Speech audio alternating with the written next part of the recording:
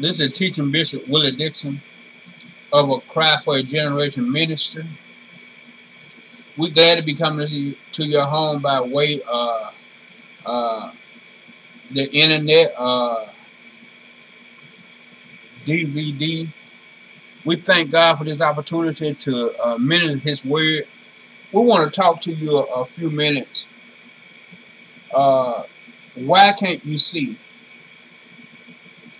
A lot of times when Jesus was preaching to His disciples and preaching, He say, why can't you understand? Why can't you see? Why are you a little faith? You done seen me feed the 4,000, the 5,000, and you yet asking about bread. Why can't you understand these things?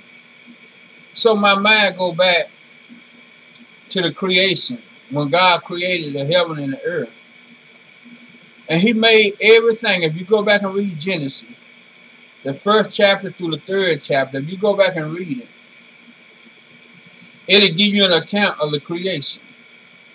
It'll tell you that He made the trees to bring forth fruit of itself. He made animals that they can reproduce and bring forth. And He made man, that man can multiply upon the earth. But we today try to prove whether that's true or not, whether there's a God or not. And my question to those that don't believe that there's a God, why can't you see the evidence that God left behind, the footprint? You know, they talk about now man leaving a carbon footprint behind. So let your carbon footprint be less as possible, that it won't destroy for the future generation. And it's a carbon footprint. Even man, we make footprint through history, through the deeds that we do, the wickedness and the evil. And my question to that is, why can't we understand from the past or from the evidence of the history of man, that when we hate and when we divide one another, when we oppress one another, we have war and we have murder and we have destruction upon the earth. Why can't we see that when we disobey God, the penalty comes with it? Well, for instance, when man sinned in the garden, God told me, He say, because of your transgression, your disobedience, you shall work by the sweat of your face, or some say the sweat of your eyebrow, and say you shall have to till the land, and the land shall bring forth thistles, thorns, and briars, and weed, and grass, and you ain't gonna be able to get a trouble-free harvest. You're gonna have to work for it. Why can't we see now that we at that point that man till the earth, man go back to the earth from where he came? Why can't we see this and understand that this is God weighing His rule for the transgression of man? Why can't we see that when man lived, he died, and he go back to the dust of the earth? And that's what it say in Genesis, you should go back to the dust of the earth. Then it also say, after death come the judgment. We can't see that. We don't believe that. We don't understand that after we leave here, judgment is coming. Well, if it's true that we're going to go back to the dust of the earth, would it not also be true that there will be a judgment after death? Because man live, and after he once lived, then come death. We see this. This is evidence. But yet we'll say, well, it ain't no life after death. Well, there is a life after death, and a day that man will be judged. We can't just do anything that comes to our mind, anything that we want to do, and not pay a price for it, not pay a penalty. Why can't we see this? People that die and find out it really like it is, that there is really a judgment, that there really a day of settling up, They would like to come back and try to make it right. Jesus gave an instance in the Bible. He said the man died. It was a rich man and a poor man. And the poor man's name was Lazarus. And Lazarus was broken out in boils and sores all over him, so much that they ran and the dog licked his wound. And this poor man Lazarus asked for the crumb from the rich man's table. But the rich man would not give him anything. So Lazarus died, and later on the rich man died. And after they both were dead, the rich man was in torment. And he seen Lazarus on the other side with Abraham. And he asked the Lord, could you allow Lazarus the beggar to dip his hand in some water and just drop it on my tongue? And Jesus say, it's a gulf fixed between us, and he cannot come across where you at to do what you ask. Why can't we understand when God says something, it's what he say, and it will be as he said? So here what the rich man said. He said, I believe I got 5 brothers back there, and let me go or someone go and warn them that this is literally a place that we will be in a place of judgment when we die if we transgress against God.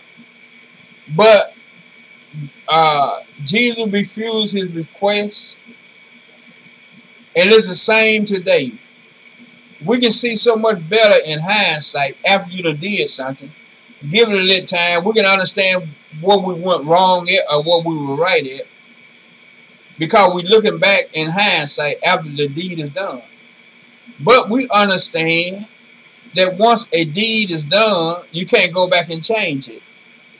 I don't care what kind of transgression you did, a deed that we have done. I don't care how bad it is. We can't go back and change it. If we killed someone, we can't go back and give them life. If we stole something, took something from somebody, we can't go back and not be done stole it. If you mess up somebody's life, a young lady, a young man's life, on drugs and because you want money, you can't go back and rectify that in 5 or 10 years. I don't care how much money you put on the problem, you put for a solution. It is done. It's a done deal. And that's where we are in this life when we live.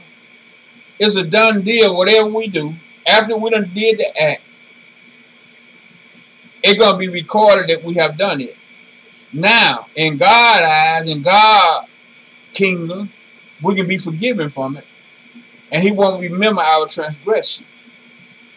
But whatever deed we done, it will bear fruit. And we had to pay humanity for what we done. If I murder somebody, I may have to go to jail, go to prison. But God will forgive me the moment that I bring it before him and ask him for mercy. Why can't we see? The moment I ask for mercy, he'll forgive me.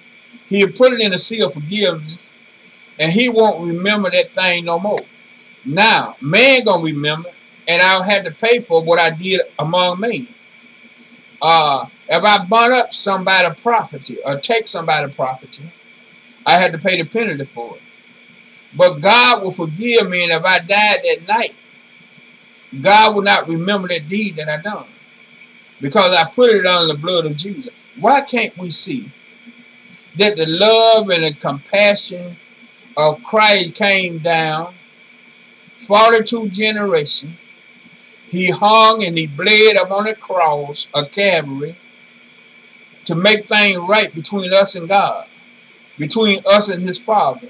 Why can't we see this? And we'll say, well, I don't believe God forgives sin. I don't believe I can be forgiven. I knew a man once.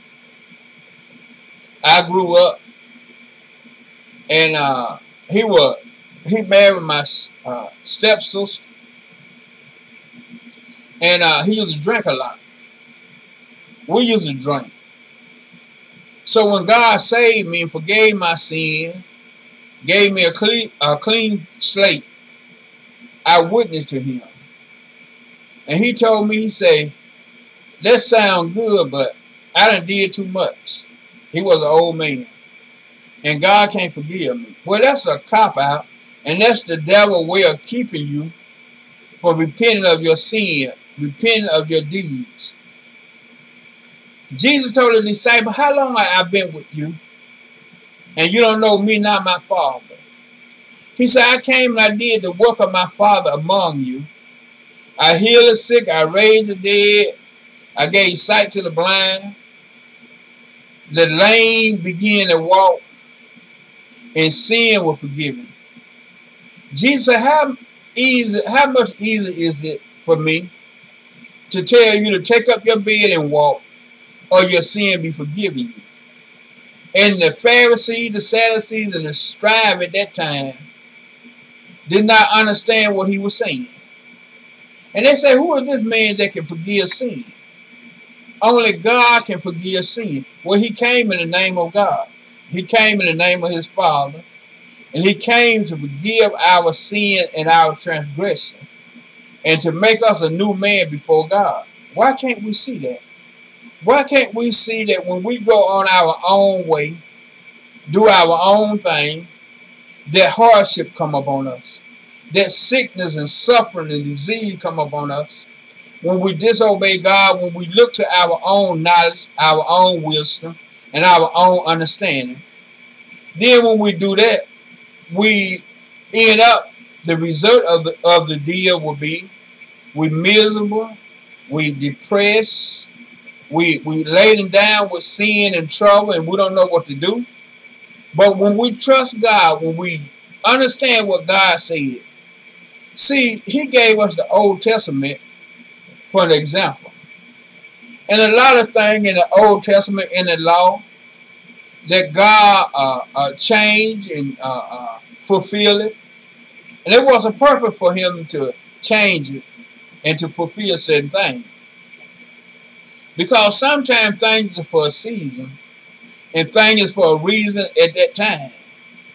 But when you learn better, when you understand, then it come another knowledge before you. You get another wisdom, you get another commandment, you get another law. Because that law to fulfill its usefulness, and so we make another law. They usually have a law against sword. You can kill a man with a sword or stick him with a sword. Well, that was a law at one time. And during that time, God judged man. But when you got guns and bombs, it's a whole different law. But it still applies if you take a life. Why can't we understand when we transgress God, when we disobey him, when we go about to establish our own righteousness, that penalty comes, that we suffer and we be separated from God. The deed they done in the garden by eating that fruit, it brought separation between them and God. It is the same today when we don't abide by the teaching of Jesus, when we don't obey his teaching and his commandment, when we don't read and seek who he is. See, the truth is we seek everything but the knowledge of God. Or we hit at the knowledge of God. We spend a minute at finding out who God is. Then we go our merry way and we spend 10 hours at the computer. We spend 40 hours working and we spend 10 minutes talking to God. That's enough for talking to God. You don't have to talk to God all day. That's enough reading the Bible. I done read the Bible 30 minutes. I done read the Bible 15 minutes. And we said that's enough. But we come right back and look at a movie all night. One movie go off, we put on another movie. That movie go off, we put on another movie. Why can't we understand that God wants our time as well as our flesh wants our time?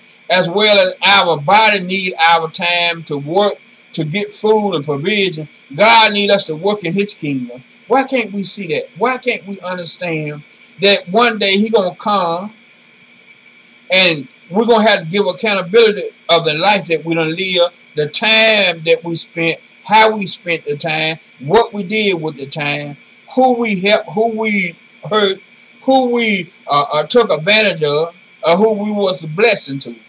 Why can't we understand? Like if you put animal up on the earth, hog, chicken, cow, that we put them out there for a time, for a season, to serve our purpose, to meet our need. And one day we go back to harvest that cow or chicken or hog or that fruit, and we plant trees. One day we go back to harvest it so we can use it for our good. Why can't we understand God did the same thing with man? He put man up on this earth. He gave man knowledge. He gave man wisdom. And when man failed God, he gave man a way to escape. Why can't we understand? Why can't we see that God had made the way for us, and he will come back one day to judge the world?